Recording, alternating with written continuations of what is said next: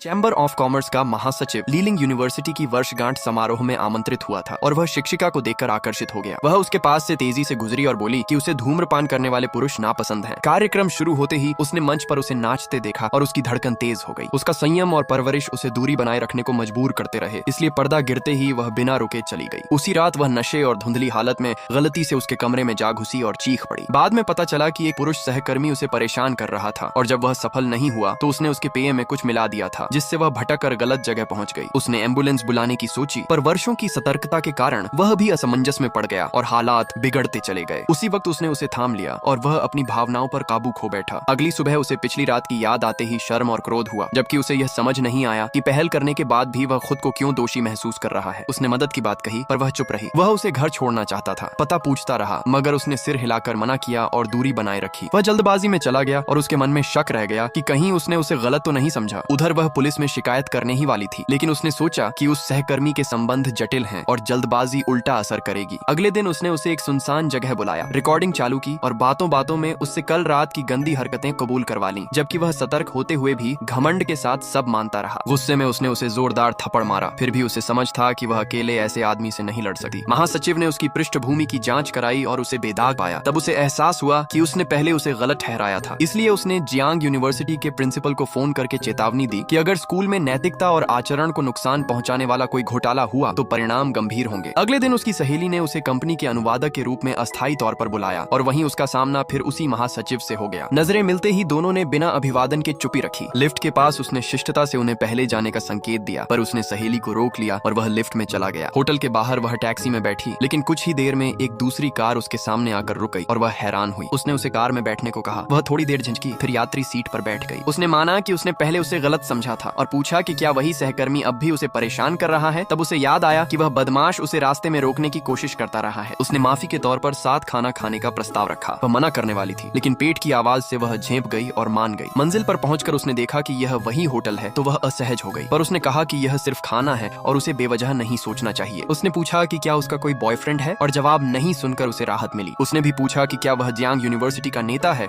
और क्या वह उस सहकर्मी के खिलाफ मदद कर सकता है, और उसने तय किया कि आगे वह उस बदमाश से कोई संबंध नहीं रखेगी। लेकिन अगले ही दिन वह दादी के साथ पुराने मित्र से मिलने गई तो वही महासचिव फिर मिल गया, क्योंकि वह दादी के मित्र का पोता निकला। दोनों बुजुर्ग तुरंत घुल मिल गए और दादियों ने उन्हें मिलाने की ठान ली। उसके हाथ से केक का एक और नीचे गिरा तो दादी ने उसे उठाकर पोते को दे दिया और वह बिना झिझक उसे खाता रहा, जिससे वह हैरान भी हुई और खुश। बातचीत में उसे पता चला कि वह अविवाहित है, तो उसे राहत मिली कि उसने किसी का घर नहीं बिगाड़ा। रात के खाने के बाद दादी ने उसे घर छोड़ने को कहा। कार जैसे ही कॉलोनी के नीचे रुकी, वह जल्दी उतरने लगी। तभी उसने उसे रोक कर कहा कि वह उसकी जिम्मेदारी लेना चाहता है।